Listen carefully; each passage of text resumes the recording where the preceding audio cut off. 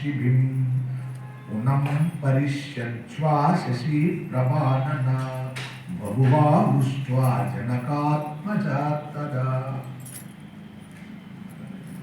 కొన్ని మాటలకు మనము ఇది నిజమా అని చెప్పుకోవడానికి శ్లోకాలు ఇస్తాయి కదా, దాన్ని బట్టి నిజమా 2:12 నిమిషాలకు ఎలా రుజువు అంటే మనకు అలా ఇచ్చారు. మళ్ళీ ఆనందానికి ఎవరు లేకుండా రామచంద్ర ప్రభువును అలా మళ్ళీ కౌగులించుకుంది. చంద్రుడు కౌగులించుకున్నట్టు కౌగులించుకుంది. చంద్రుడికి ఒక లక్షణం ఉంది. చంద్రుడు ఔషధాలను ప్రకాశింపజేస్తాడు. ప్రకాశించిన ఔషధాలు మన ఆరోగ్యాన్ని తీరుస్తాయి. అటువంటిది చంద్రుడు కౌగులించుకుంటే చంద్రుడు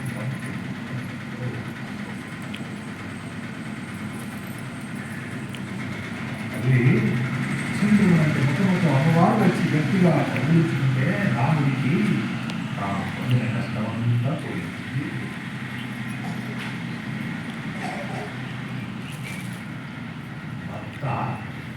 కష్టపడు వీటిల్లో అనుకోండి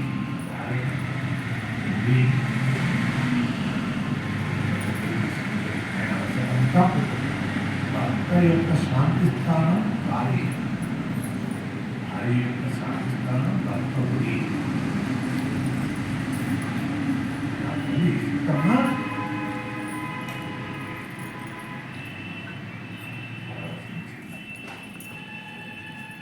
నాకు చాలా సంతోషంగా ఉంది అని తండ్రి, మీరు చాలా గొప్ప శత్రు సంహారం చేశారు.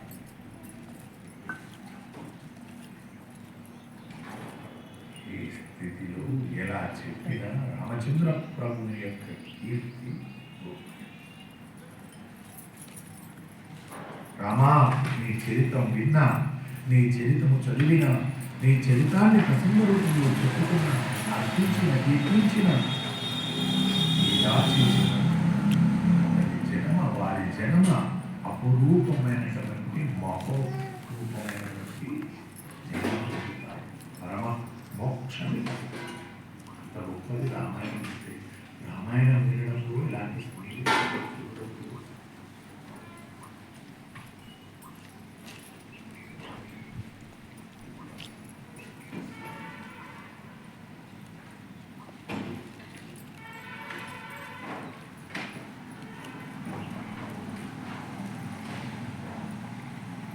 రామ నీ ఆనందం తండ్రి, నీ చరిత్రను చెప్పుకుంటే పొంగిపోయి ఆనందానికి పరవశమవుతుంది.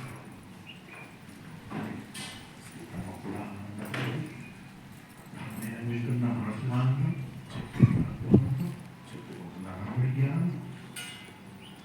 ఆ పిల్లలకు ఆనందపడ్డ సమయంలో ఆమె వీరకాంతగా ఉన్నది. ఆమె ఆలింగనం చేత రాముడు ఎంతో స్వస్థత పొందాడు, ఎంతో ఆనందాన్ని పొందాడు.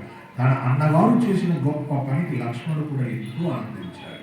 కరదూషణాదులతో సహా 14,000 రాక్షసులు రాముడి చేత సంహరించబడడం అకంపండనే రాక్షసుడు చూశాడు. అతడు గమగమా లంకాపట్టణాన్ని చేరుకున్నాడు. రావణాసురుని ముందులను ఇబ్బంది పెట్టడం కోసమని మీరు నియమించినటువంటి 14,000 రాక్షసులను రాముడు కేవలం ఏదం లేకుండా 9 పాపములు వంటి పాముల వంటి పాములను ప్రయోగించి పెట్టారు. ఇక్కడ మనం ఒక రహస్యాన్ని బాగుపట్టుకోవాలి. గురుగారు చాలా అద్భుతంగా వివరిస్తారు. శూర్పణఖకు ముక్కు చెవులు అయిపోయాయి.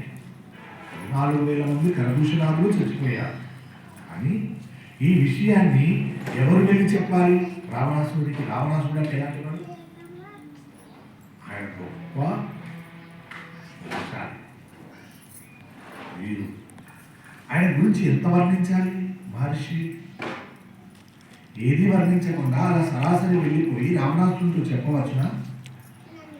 అంటే గురువారు మనకి ఇక్కడ చెబుతున్నారు, అక్కడే ఉన్నటువంటి ఆ రాక్షసుడు అకంపరుడనే రాక్షసుడు సరాసరి లంకాపట్టణానికి చేరుకున్నాడు.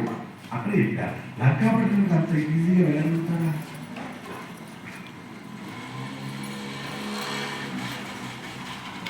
ఆయన ఏం చెప్తున్నాడు? అకంపరుడు వెళ్ళి రావణాసుడితో మాట్లాడుతున్నాడు. ఇది రావణాసుడి దగ్గరికి వెళ్ళి మాట్లాడాలా, అలా వెళ్ళగలుగుతాడా అని మనకి గురువు గారు చెప్తున్నారు. అపారమైన క్రోధం కలిగింది. అప్పుడు అకంపనుడే అడిగాడు, రామలక్ష్మణులు ఎవరు? వారు దండకారాన్ని ఎందుకు వచ్చారు? ఎందుకు వారు అరణ్యంలో తాపసాశ్రమం నిర్మించుకున్నారు? వారితో వచ్చిన స్త్రీ ఎవరు? ఆవిడ పేరు ఏంటి? అసలు ఎందుకు 14 మంది రాక్షసులు రాముడిపై సంహరించాడు? నాకు కారణం చెప్పవలసింది అన్నాడు. అప్పుడు అకంపనుడు, ప్రభు, మీరు నా ప్రాణాలకు అభయమిస్తే నేను చెబుతాను అన్నాడు రావణ.